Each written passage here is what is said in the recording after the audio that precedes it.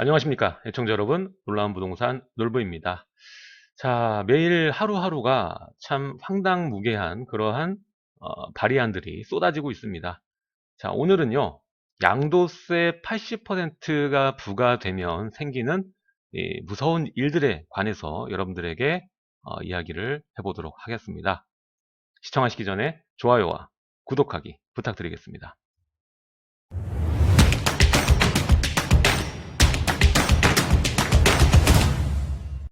자, 오늘의 주제 한번 살펴보시죠. 이 소득세법 개정안이 공개가 됐습니다. 사실상 이 보시게 되면은 증세입니다, 증세. 그러니까 양도세를 대폭 올리는, 상향하는 그런 개정 법률안이라고 보시면 되겠는데, 일단은 나온 얘기는 이거예요.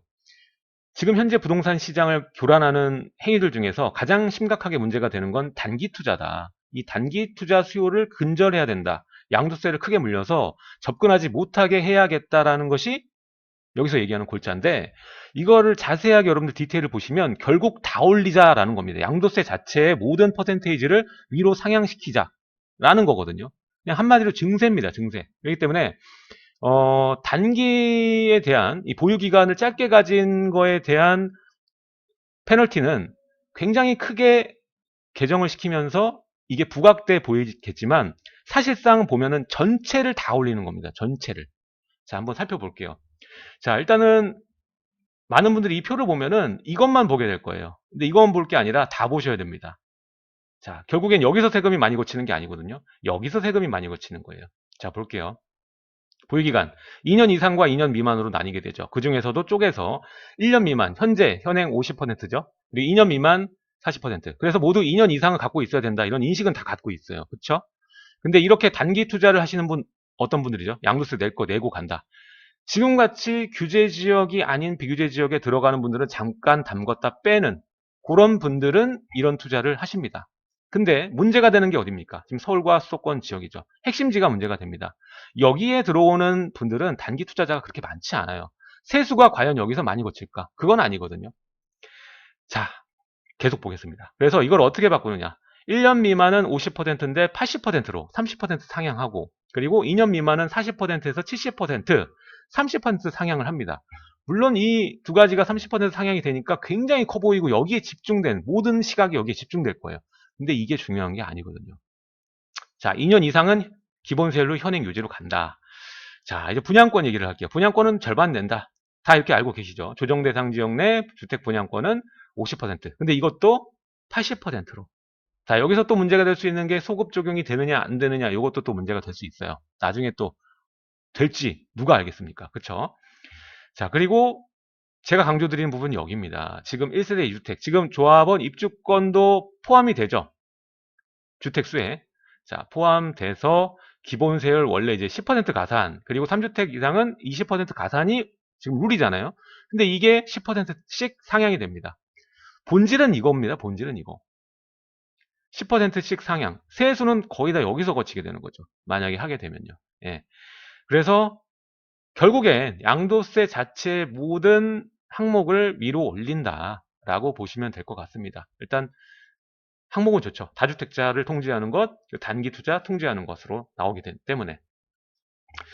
자, 그리고 나머지 이 미등기 양도자산, 이것도 20% 상향하는 것. 이렇게 해서 대폭 이 양도소득세를 올리겠다, 이렇게 얘기를 한 겁니다.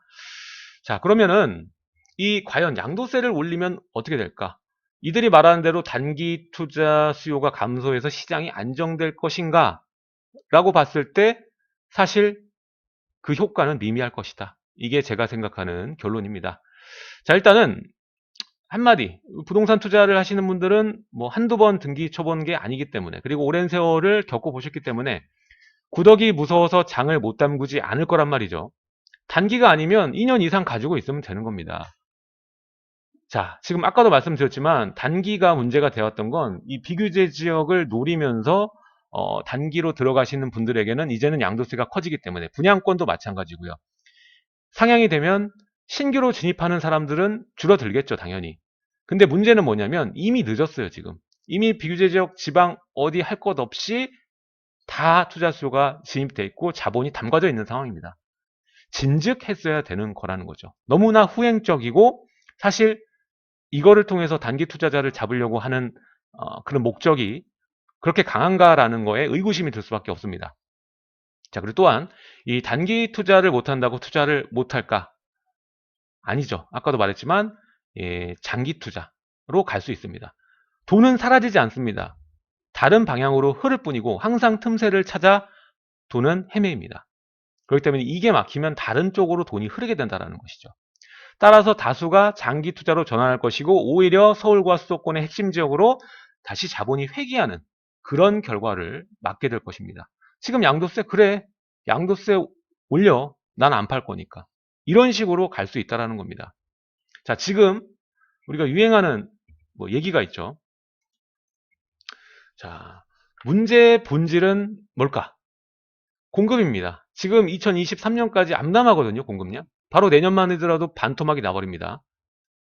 2만 호가 약간 넘는 정도로 풀리기 때문에 신규 입주 물량이. 근데 기존 시장이라고 풀리느냐? 지금 양도세 이렇게 묶으면 더 안 나옵니다. 더 안 나와요. 거기다가 또 임대사업자 얘기하고 있죠?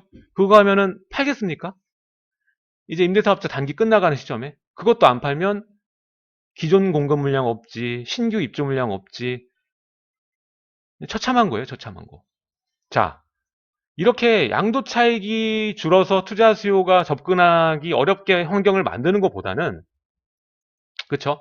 양도세를 많이 거두면은 오히려 일정 기간 동안 매물이 더 잠깁니다. 이제 2년은 넘겨야지 무조건 룰이 되는 거야. 그쵸? 매물은 더 잠기게 됩니다. 그래서 당장 내년과 내후년은 더 심각한 문제에 빠질 수 있다는 것이고, 자, 쉬운 방법이 있습니다. 결국에 이 양도 차익이 발생하기 어려운 환경을 만들어서 투자 수요가 접근하기 어렵게 하려면 아유 부동산 재미없네 라고 만들려면 결국 차익을 조정하기 위해서 공급을 그만큼 풀어주는 게 그 어떤 것보다 중요하다. 이렇게 얘기를 드리겠습니다. 자, 정부는 하루라도 빨리 시장에 필요한 적정 공급량을 파악을 하고 그 이상으로 물량을 풀어야 됩니다. 지금은 적정 공급량도 아니고 그 이상으로 풀어야 돼요. 그래야지 알아서 시장이 조정되면서 균형을 찾아갈 겁니다.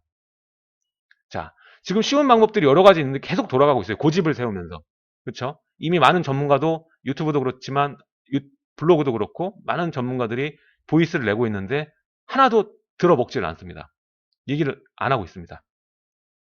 결국엔 이번에 이 개정 법률안도 통과가 된다라면 2022년과 23년엔 정말 이 역대급 장이 지금 이어져 오고 있죠. 길게. 더 큰 폭으로 더 길게 뭐 큰 폭은 모르겠지만 길게 가는 가격만 오르는 그런 결과를 맞게 될 것이다 라고 생각을 합니다. 자, 이렇게 세금을 건드리게 되면요 부작용이 상당히 큽니다. 그리고 오늘 이거 말고도 황당무계한 그 발의안이 굉장히 많은데 그 중에서는 다주택자 취득세를 올리자 이미 지금 3주택이 넘어가시는 분들 이 4주택 취득세가 특례 적용을 받지 않죠. 자, 그럼에도 불구하고 어떻습니까? 투자 수요가 멈췄습니까? 그건 아니거든요. 그렇기 때문에 이 취득세를 가정해 볼게요. 취득세가 높아지게 되면은 어떻게 되겠습니까? 주택을 사지 않겠죠. 주택을 사지 않으면 임대로 또 많은 수요가 몰리게 되고 임대로 몰리게 되면 임대가가 오르게 되고 균형이 안 맞습니다. 결국엔 공급량만이 새로운 입주량과 기존 그 물량이 풀려야만 이 상황이 해결이 될 겁니다. 자, 이거는 시중에 지금 돌고 있는 아주 재밌는 글입니다. 자, 절대 실패하지 않는 아파트 성공 투자법. 자, 1. 종잣돈을 모은다. 2. 좋은 아파트를 산다. 3. 올라도 안 판다. 4. 내려도 안 판다. 5. 회복해도 안 판다. 6. 더 올라도 안 판다. 7. 고민되지만 안 판다. 8. 그냥 안 판다. 어떻게 보면 굉장히 간단하고 재밌고 웃음이 나오는데 이게 정답이거든요. 희소성을 가지고 선점하고 쭉 가져가는 게 가장 좋은 투자법입니다. 주식도 마찬가지예요. 이거 종목 샀다가 저 종목 샀다가 2년, 3년 계속 헤매어 봤자 처음 내가 샀던 종목 3년 가지고 있는 게 돈 제일 많이 버는 겁니다. 이해하셨죠? 자, 오늘은 이렇게 황당무계한 이 발이 아닌 양도소득세 증세에 관련된 소득세법 개정안에 관련돼서 이야기를 드렸습니다.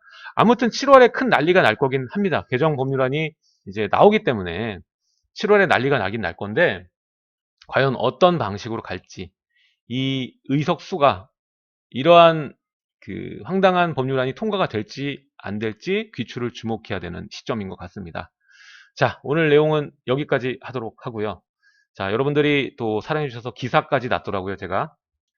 감사하게도 제가 이 부동산 분야 베스트셀러 3위에 지금 랭크가 되어 있습니다. 그리고 전체 경제 서적 중에서는 19위, 20위 안에 들어갔습니다.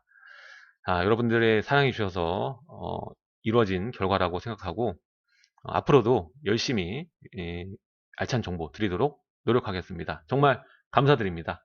자, 오늘도 좋은 하루 되시고요. 다음에도 알찬 정보로 여러분들을 찾아뵙도록 하겠습니다. 감사합니다.